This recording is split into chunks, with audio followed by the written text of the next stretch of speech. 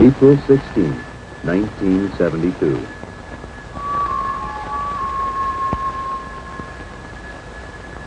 Apollo 16, man's fifth lunar landing, sat silently on the pad awaiting its mission.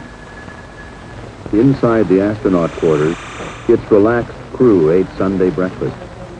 John Young, the veteran of 3 previous space flights, was commander. Ken Mattingly, command module pilot, would conduct orbital experiments around the moon, while Charles Duke explored the lunar surface with Young. April 22nd. Young and Duke would find themselves strapped into a small electric car called the Rover, bouncing across the lunar plateau known as Descartes. Oh, the old water bag is working super. This is going to be a good day, Charlie. Yow! Woo! Man, that was great. Big skid. We're doing 10 clicks, Tony. Covered me with dust on that one. As Young and Duke rode the bucking rover to the lunar formation called Stone Mountain, NASA geologist Farouk El-Baz wrote on a blackboard on Earth, "There is nothing so far removed from us to be beyond our reach, or so hidden that we cannot discover it." René Descartes. As John Young would later remark, Apollo 16 would certainly help prove that René Descartes was right. Almost like a freshly plowed field that's been rained on. Yet less than 2 days before, it looked as though this would never happen. It was, in Young's words, a real cliffhanger. The Marshall Space Flight Center team was working on a launch vehicle gyroscope problem that threatened to scrub the mission. Less than an hour before liftoff, their advisory to the Kennedy Space Center launch team was go.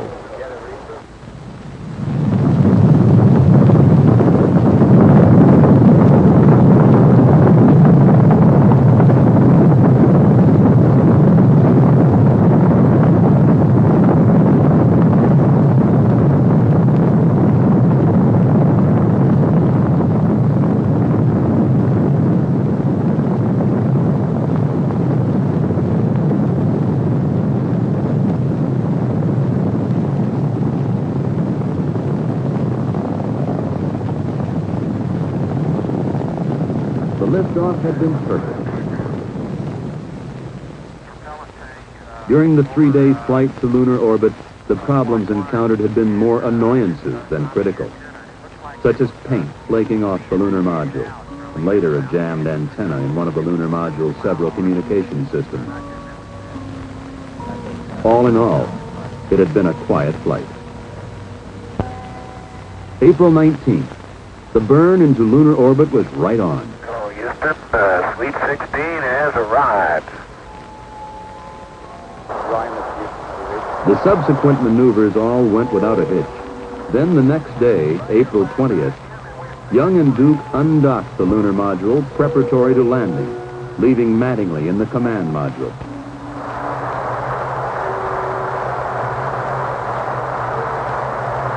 Okay, Jim, it was a little rush, but we got it done. Right here, 5 Jim, and we're sailing free. Stand by 1, Jim. Okay, we're on time. The next maneuver was for Mattingly to burn the main engine of his spacecraft to put it into a circular orbit. But as the lunar module emerged from behind the moon... No, sir. Copy, no, sir. No, sir. No, sir.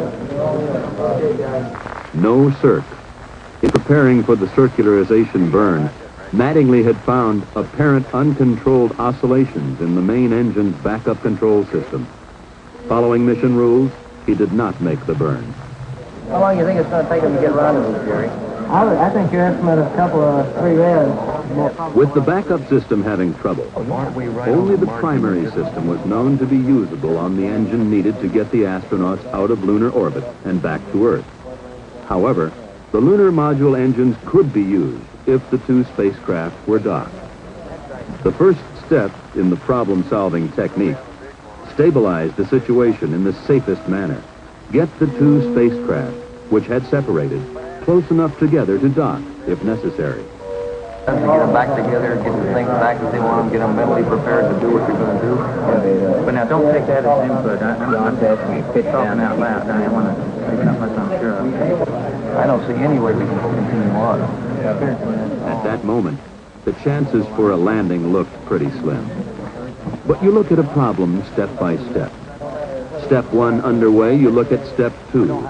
Analyze the problem as completely as possible within the time frame. We should make sure that that's done, but there's no way, you don't have any other redundancy or other routes? And in lunar orbit, Mattingly flew the command module to a rendezvous as Young talked him in. Okay. Fine. Why don't you tell me what to do there, John? Okay. Word's coming back kind of initially from North American that they're suspecting a rate feedback.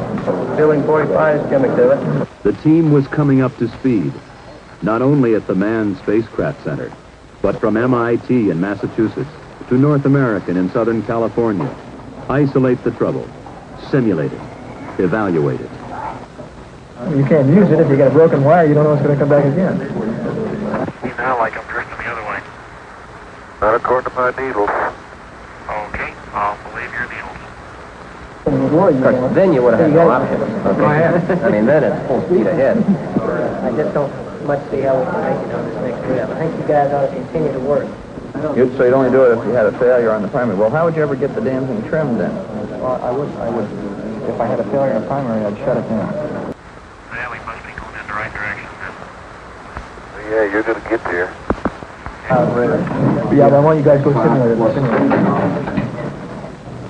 Isolate, simulate, evaluate. The results were coming in. It was beginning to pay off. The simulator tests and other data were showing that with the engine on, the oscillations would do no harm. Despite the earlier pessimism, it was beginning to look pretty good. Okay, when you come up on AOS, on the next rev 15, we'll give you a go or no-go for another try. Manned Spacecraft Center Director, Dr. Christopher C. Kraft, Jr. just came back into the control center after having attended a meeting by management people in one of the back rooms, and the situation is go for landing. Well, have at it, Dave. So we're going to try. You do have a go for another try here at PDI on Rev 16. Once more, they would pass behind the moon. And on the next revolution, John Young and Charlie Duke would start their swift descent to the Descartes Plateau.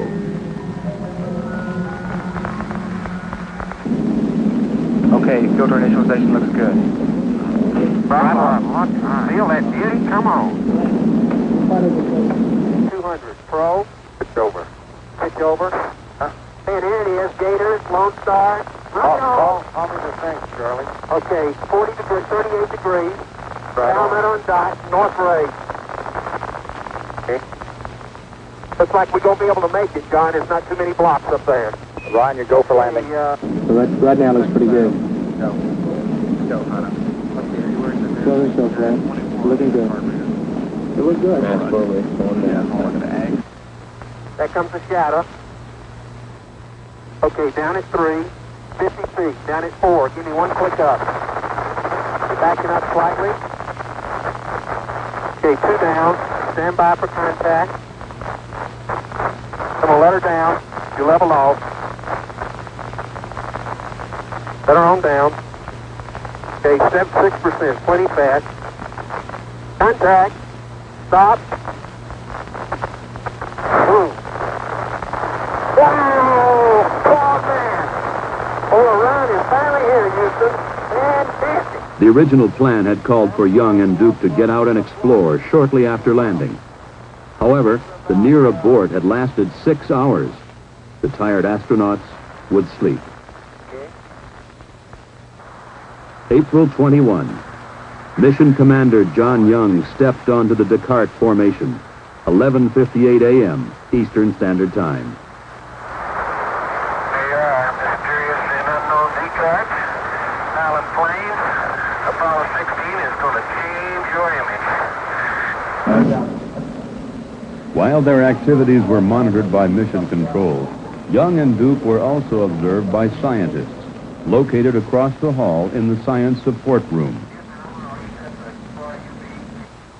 After unloading the rover from its storage bay in the lunar module, they planted the flag.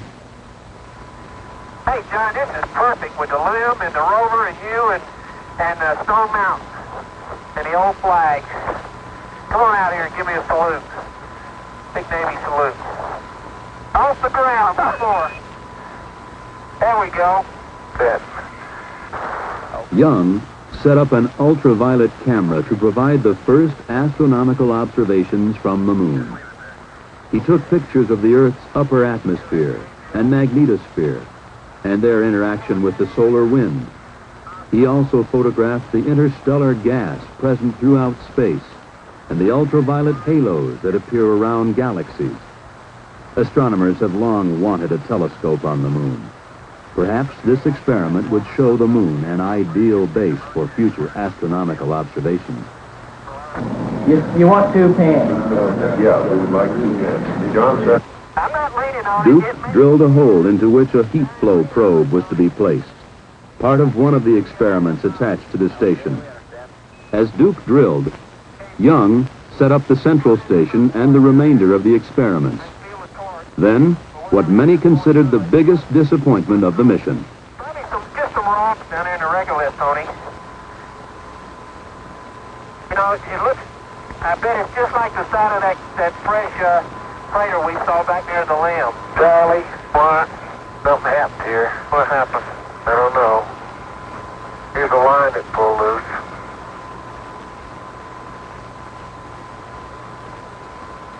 Uh-oh. What line is it? That's the heat flow. Pulled it off. Kind of sorry. I didn't even know it. But that means you've got to mate all those wires, separate wires in there, and have them insulated from one another. And if that doesn't occur, what are the chances of shorting out the central station? Well, that's another one that they're working. On Earth, they tried to figure a way to fix the heat flow.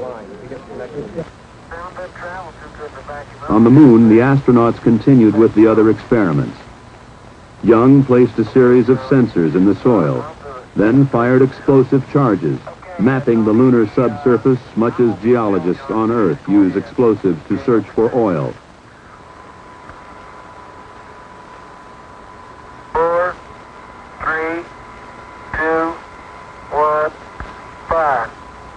Stuck in the ground and when I try to get this stuff over there now.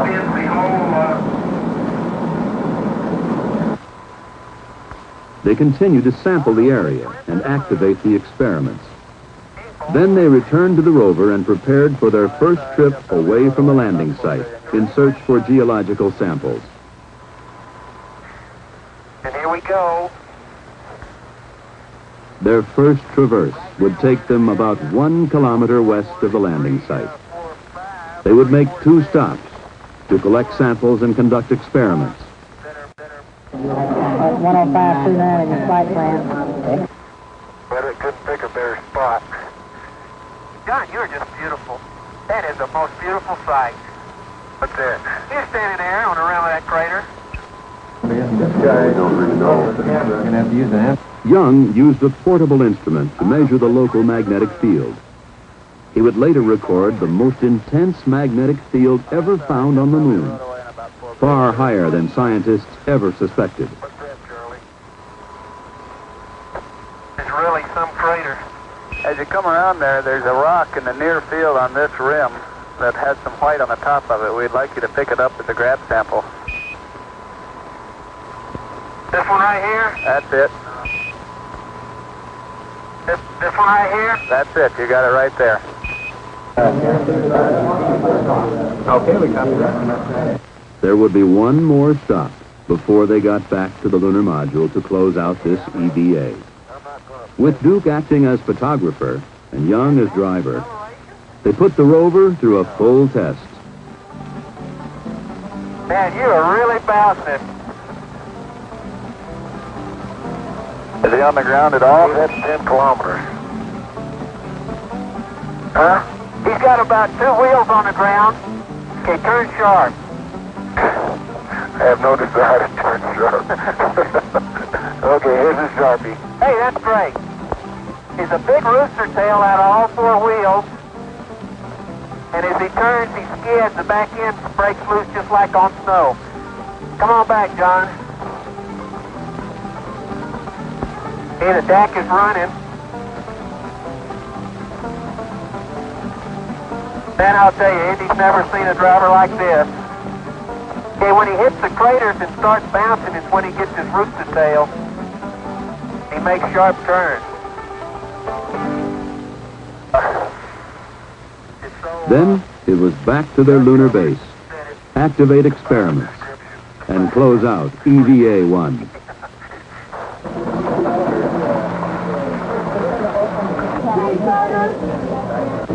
T-wise exercise, there, right? Physical fitness, Jim Lovell? Hey, that's right. Please don't take pictures of the hot dogs. Showing the low residue, high protein diet. On Earth, the scientists took a break. Tomorrow would be another busy day.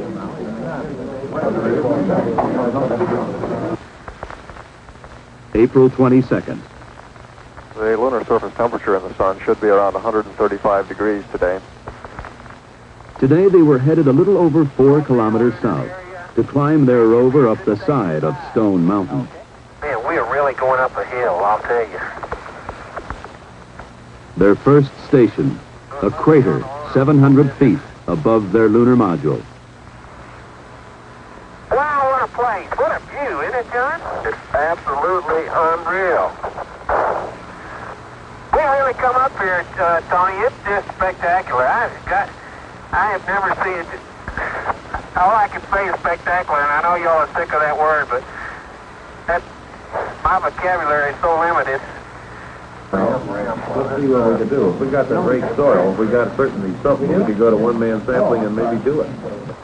They would make a total of 6 stops on this traverse, collecting samples from large rocks down through the intermediate to the smallest soil particles. They would operate experiments measuring the strength of local magnetic fields to measuring the resistance of the soil to compaction. 3, 4, 5, 6.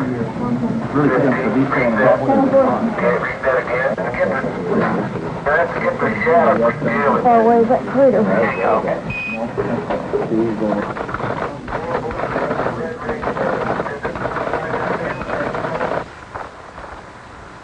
Man, we come a long way. Hey, John, it's easier to go straight across. That was fun. Well, I haven't had any trouble. Okay. I have a tough time walking up there. The sampling time used up, it was time to return to the rover and head back to the lunar module. And they did it in 2 minutes less travel time than they 10 minutes pre-planned. Fantastic. Tony, how about an extension, you guys? We feeling good. If Dad all we're going to do tonight was sit around and talk. But with the limited oxygen and water in the backpacks, it was finally time to close out EVA-2. Okay. Now I think they realize that it's not more, a gee whiz, like my friends say, thrill, but it's real exploration, and this is much more serious and much more important for the future of mankind than just a plain exploit, a technical or technological exploit. This is exploration. Ray Bradbury claims that what mankind sees in the exploration of space is his first chance at immortality since he invented religion. Got about gifted. April 23rd. The decision had been made not to try and fix the broken heat flow experiment because of the time and complexities involved. Traverse number 3. Today, Young and Duke would head north about 5 kilometers to North Ray Crater, the largest lunar crater to be sampled by men. Outstanding. Hey, Tony, it seems to me this is a a more subdued surface over here than going towards South Ray. Oh, spectacular. Just spectacular. Wow.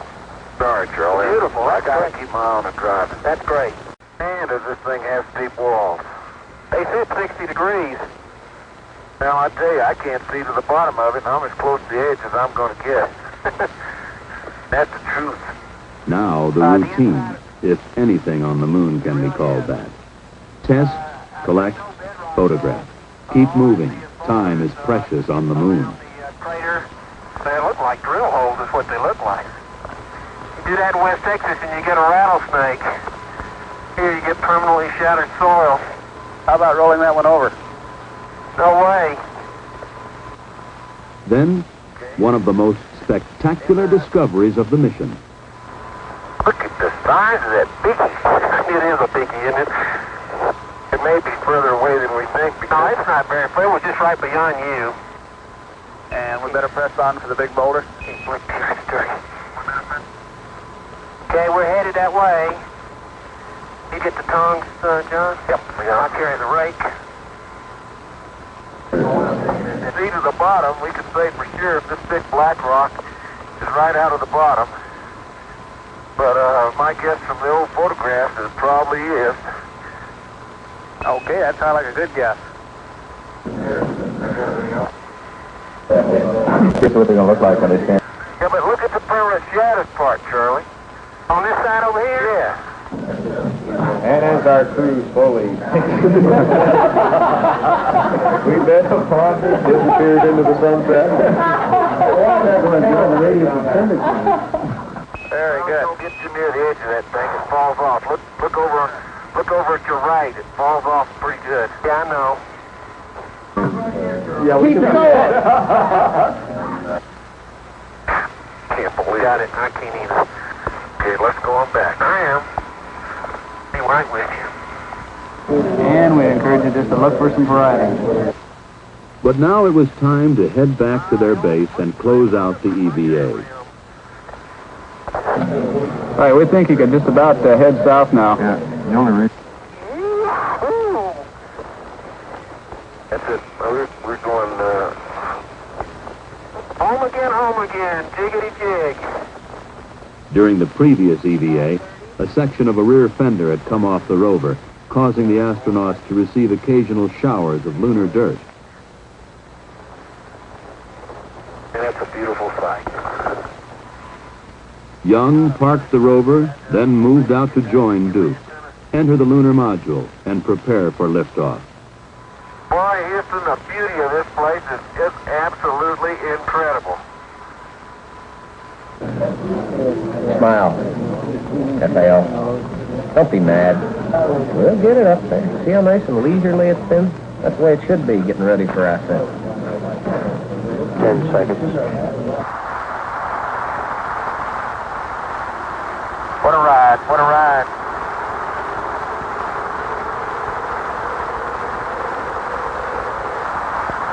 Pitch over's on time.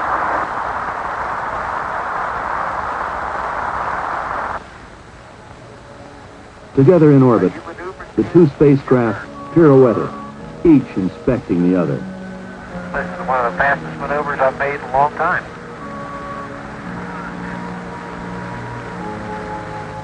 The inspections complete, the command module and lunar module maneuvered to docking. John Young, Ken Mattingly, and Charlie Duke, reunited aboard the command module, settled down for tomorrow's tasks. Jettison the lunar module and burn out of orbit to come home. April 25. Ken Mattingly left the confines of the command module cabin, 173,000 miles from Earth. As he orbited the moon, he had not only made visual observations, he had been operating a complex series of experiments. Many of these had returned instant data to Houston. Two had taken thousands of high-resolution pictures of the lunar terrain. Now, Mattingly retrieved the film canisters and made his way back to the cabin with them, as Charlie Duke stood in the hatch to help him. It had been quite a mission. In John Young's words, I think we've seen as much in 10 days as most people see in 10 lifetimes. April 27, the last day. The crew looked out their windows through the 5,000-degree fireball of re-entry at their native planet.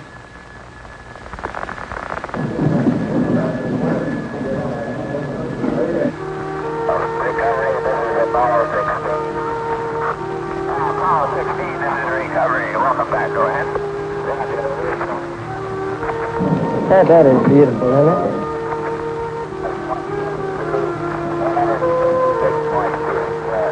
Now they're blooming. Beautiful. Beautiful. There they are. Beautiful. Beautiful. Follow Control Houston, an observer on the Ticonderoga estimates the distance from the ship about 1 mile.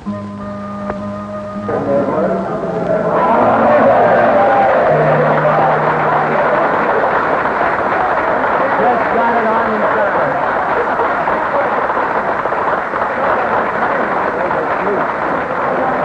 There you go, George.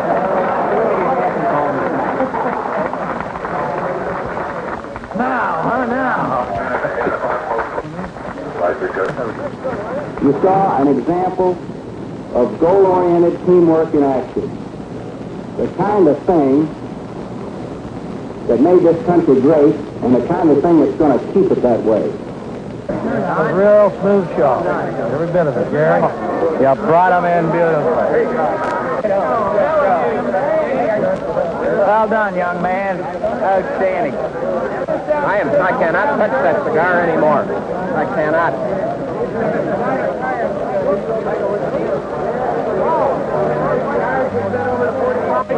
I thought they're going to improve the skyline.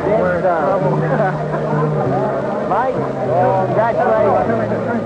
Well done. Yeah, you get one more. Well done.